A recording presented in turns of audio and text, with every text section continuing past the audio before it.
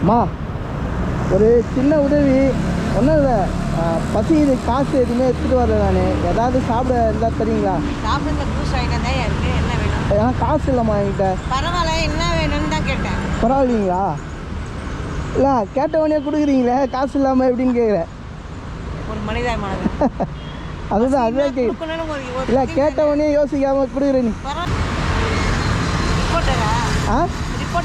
ரிப்போர்ட்டர்லாம் இல்லை, நானும் உங்களை மாதிரி கஷ்டப்படுறவங்க தான். இதை பிடிங்க. இது வந்து யாராவது என்ன மாதிரி கேட்பாங்கல்ல, அவங்களுக்கு கொடுத்துருங்க சரிங்களா? பசின்னு கேட்கும் போது இப்போ பண்ணிங்க பார்த்தீங்களா, அதேமாதிரி கண்டிப்பாக பண்ணுங்கள். இது என்னால் முடிஞ்சது. நான் இது குடிக்கிறதுக்கு நான் காசு கொடுத்துட்றேன் சரியா?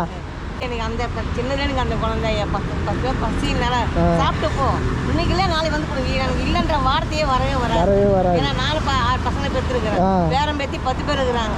அதனால நான் செய்கிற உதவி அது பெரிய ஃபேமிலி, அதுக்காகவே செய்வாங்க. அது யாரும் கேட்க போகிறது இல்லை. சொல்கிறேன் நம்ம கொடுக்க செஞ்சாப்பா கேட்காத போய் கொடுக்குற ஆள் இருக்காங்க. அதே மாதிரி கொண்டு கூட என் வீட்டுக்காரன் அது மாதிரி தான்.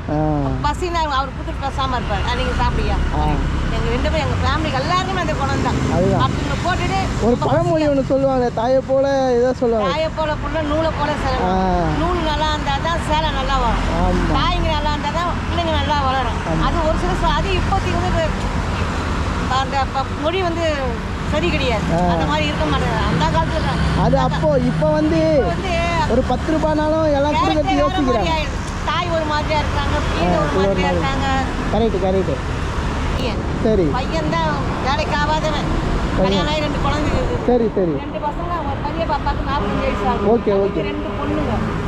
2 பொண்ணுங்க நல்லா படிக்கிறாங்க. ஒரு பாப்பா கல்யாணம், பேத்தி கல்யாணம் ஆயிடுச்சு. சரி.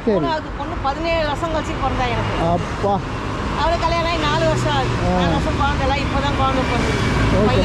பையனா பேரனா? சந்தோஷம், ரொம்ப சந்தோஷமா இருக்கேன். 13 நாள் ஆகுது. அவங்க வீட்டுக்கு வந்து கடை போட்டுருக்கீங்க. 15 நாள் ஆகுது. கடை போட்டதாயே நம்மளுக்கு 10 ரூபாய். நம்ம வீட்டுக்கார ஆட்டோ ஓட்டுறாரு. அவர் போனாதான். ஆமா கரெக்ட். உடம்பு முடியாது. அதான் போட்டு என்னுடைய நம்மளால என்ன முடியுதோ அதை கொடுக்குறது. எனக்கு 68 வயசு ஆகுது. 68 வேலை நான் ரன் பண்ணிக்கிறேன். என் மீது தான் பிள்ளைங்க கொடுப்பேன். 68 வயசுல நிக்காம உழைக்கிறீங்களா? அதுவே பெரிய விஷயம் இல்ல?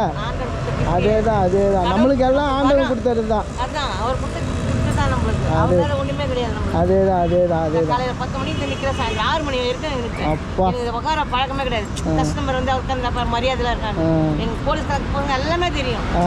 நல்ல மரியாதை, வாங்க ஐயா போங்க ஐயா. அம்மா நான் பையன் வாடா போனா அந்த வார்த்தை எனக்கு வராது. ஐயான்னா ஐயா போங்க ஐயா. அதான் மரியாதை கூட மாட்டார். வாடி பொடியெல்லாம் போக மாட்டாங்க. அம்மா தான் பேரே சொல்ல மாட்டார். அவர் பேர் வெங்கடேஷ், என் பேர் வள்ளி. என் பேர் எங்கள் வீட்டு அம்மா தான் சொல்லுவேன். பேரே வராது. கரெக்டு. நம்ம அந்த இது தானே.